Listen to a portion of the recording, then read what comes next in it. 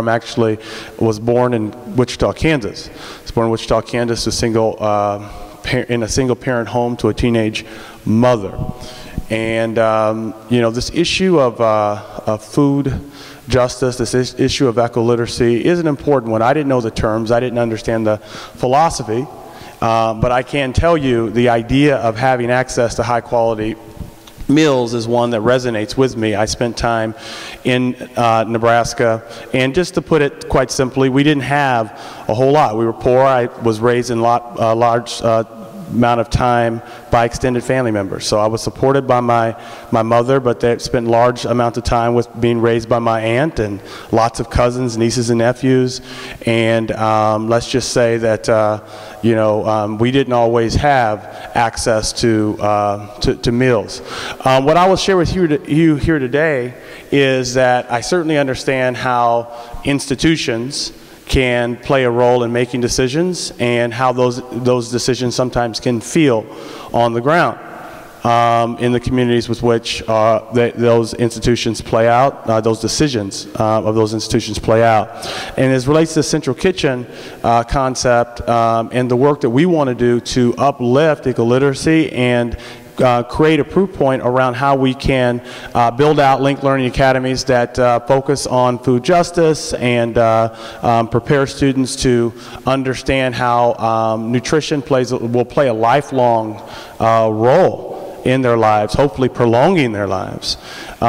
Just as we do that, we also recognize that those decisions are made in a community context. It's important that the communities with which those decisions are impacted are part of the conversations.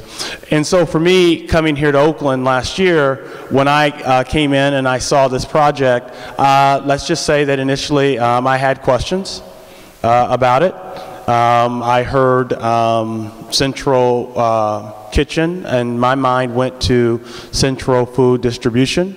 And I grew up in, I mentioned Wichita, Kansas, and they have a central food distribution process there.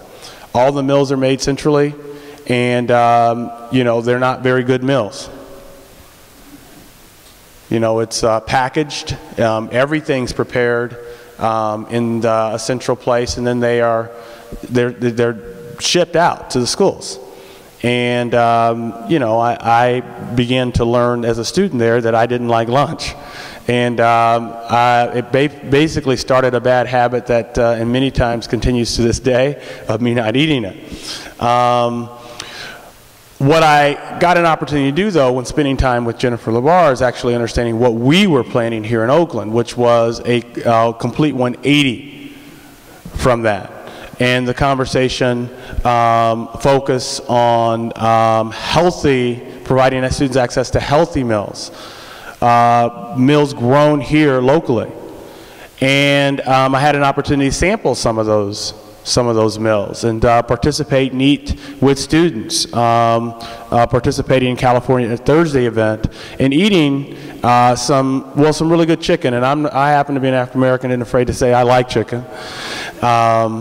And had a really good lunch with some students, and learned about the project, learned about the opportunities for employment for local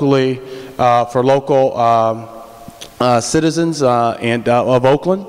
Learned about the partnerships with local business and how that could potentially uplift the economy.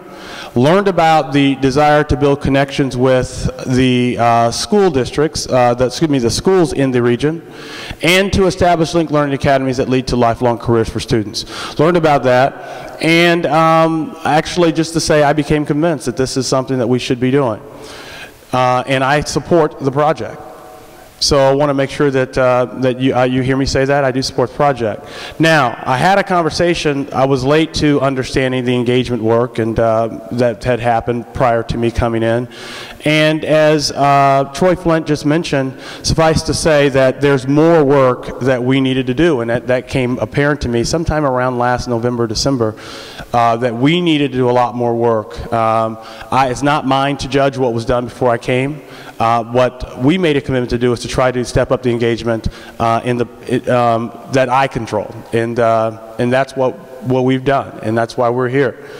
And you know, I think that engagement is important. I've heard some really important things, such as, you know, just community use and access to facilities and environmental factors, all of those different types of things. And I think that's right. I think that we have to do this project in a way that makes sure that we have access for community use, that makes sure that we are being respectful and mindful of environmental factors. We want to make sure that as we uplift students' nutritional health and provide access to healthy meals across the city, that we aren't engaging in any unintended consequences of not uplifting health by some of the practices that we may implement as we create the facility, as we implement the facility. And so these feedback conversations are important conversations to help us understand what the issues are and to identify solutions that meet those needs of the community. I will say that, you know, it's really important to recognize that this is not just a space, and you'll get an opportunity to hear from the individuals who are deeply involved in this, where adults come to work. That would be important, that we would have adults coming in, working of the community, spending time in the community, having an opportunity to make a difference in the lives of the students who are in the community. That would be important in and of itself. But it's not just that. So we think about this opportunity that we have in Oakland to lead the country in terms of food justice, because there are not urban school districts that take this issue seriously. Most urban school districts lag significantly behind their suburban counterparts. You go to suburban schools and you'll see numerous opportunities for nutritional lunches and breakfast and meals throughout the day and snacks. You go into urban school districts, you do not see that. Normally you see a minimum standard that's provided by the federal food program. It's a floor. And many of our students opt out of it. And it takes a great deal of courage to do what Jennifer's doing to try to provide, and her staff, to provide meals on the ground. And I spend time with staff when I visit schools, and to see the pride they take to try to provide students with lunches and breakfasts and dinners that they will actually eat. And the research is quite clear that when students have access to quality meals, healthy meals, not processed meals, real food, that those students perform at higher levels.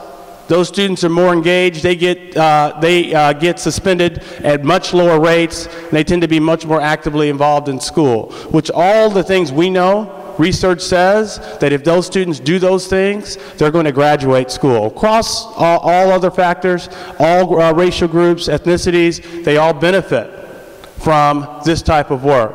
So how do we do this work in such a way that uplifts the needs of the community, reflects the concerns that have been shared as relates to the project, but doesn't put us in a position where we don't provide the leadership that needs to be provided in this country, and then most importantly for us right here in the city, to ensure that students have access to quality foods. And then finally, if we think about West Oakland, think about having an opportunity to do a project that creates a draw to the city, that creates a draw to the region, to give students from all over the city an opportunity to come learn, grow, and graduate from high school with college credit in a field of study that most students who look like them, that have their backgrounds, will not have an opportunity to get.